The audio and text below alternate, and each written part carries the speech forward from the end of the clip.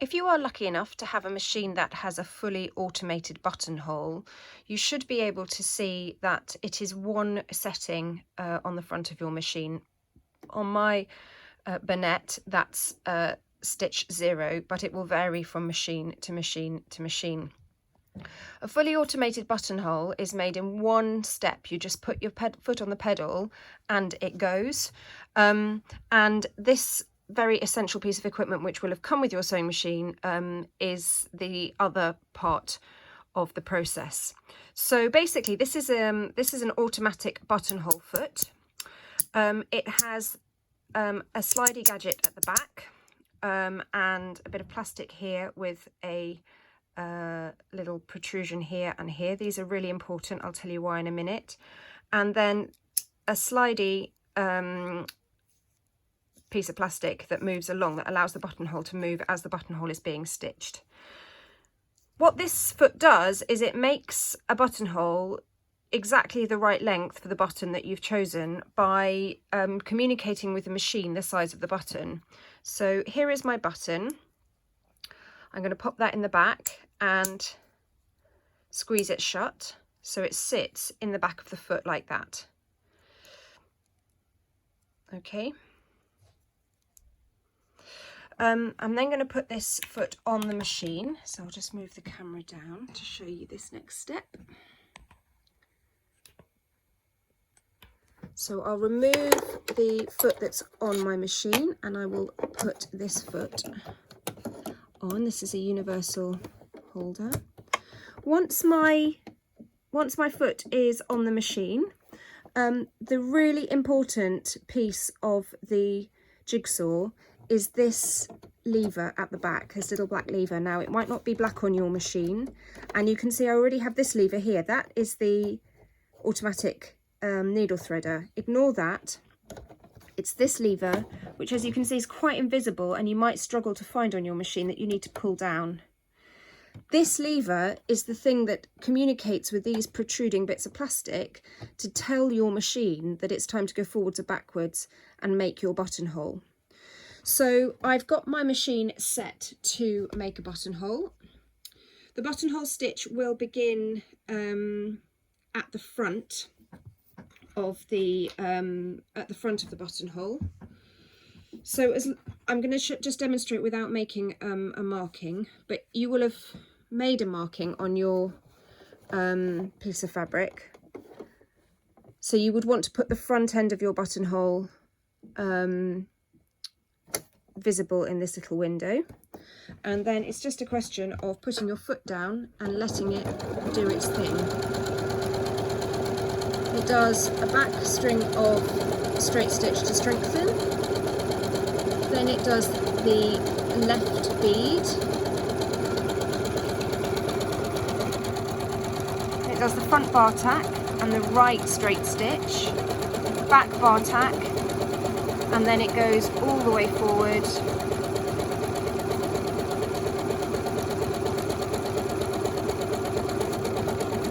and repeats the front bar tack. And it's done, and I'll just remove that, and you can see that that is a almost perfectly made buttonhole. On my machine, I still have the ability to alter the stitch width and the stitch length within the buttonhole setting. And as you can see on this buttonhole, the ziggers aren't quite close enough together. So I can fix that on my machine, and you may be able to on yours, depending on what make and model you've got. If you see up here, it's the stitch length is set to 0.4. I'm going to reduce that to 0.2. So I've changed it to 0.2, and I'm just going to do another sample buttonhole to show you what a difference that makes to the appearance of the buttonhole. So if we go again.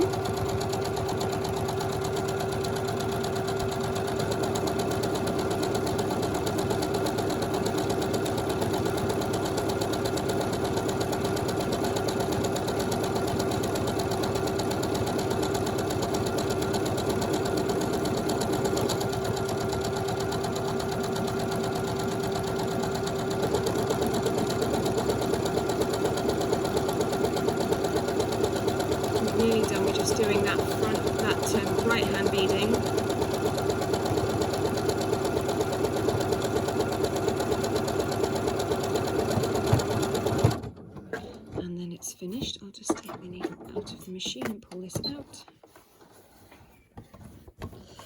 and you should be able to see that that second buttonhole has much closer together ziggers in the beading, which gives it a much more solid appearance. So it's always worth sampling and playing with your buttonhole settings on your machine if you have the capability. And generally, if you've got a machine that's sophisticated enough for a fully automated buttonhole like this one, you will also have the ability to adjust the stitch length and stitch width. But as I've said numerous times, it varies from machine to machine to machine. The most important thing, and the thing that everybody forgets about or can't find, even if they're reading the instructions, is this little lever here. This is the thing that will stop you getting just a long line of stitches or a little blob. And if that's in the wrong place, it needs to start touching the front protrusion on the buttonhole foot. If that's in the wrong place, then you won't get a good buttonhole to start with. And sampling on a piece of calico and offcut fabric is absolutely the best thing to do before you move into your final fabric.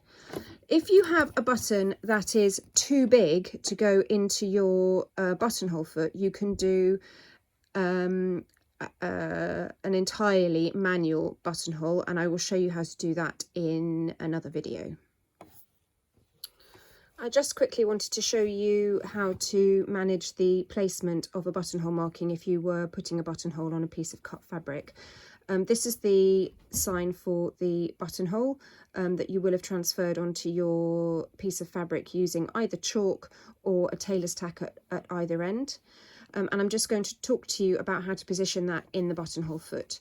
So, move the camera, hopefully without pinging it off.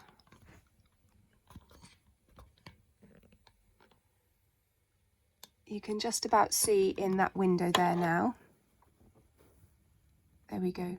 So what you want to do is you want to pop that end section centered in the buttonhole, the front end of it centered in the buttonhole, and make sure that as the needle drops, it is going to drop absolutely on where you want your buttonhole to start. So just give it a quick test.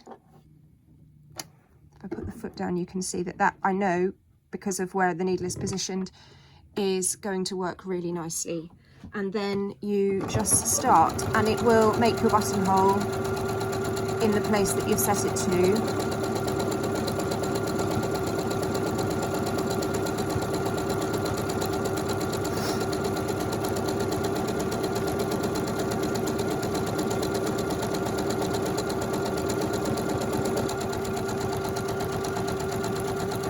It should just be either side of your pencil line. Again, it's worth just trying to see if your machine does anything strange with placement. But the most important thing to consider here is that that front end of the buttonhole marking is securely within that window before you start making your automatic buttonhole. I'll just lift that out to show you what that looks like. And there you go. It's completely covered up my marking and it's made a really nice buttonhole.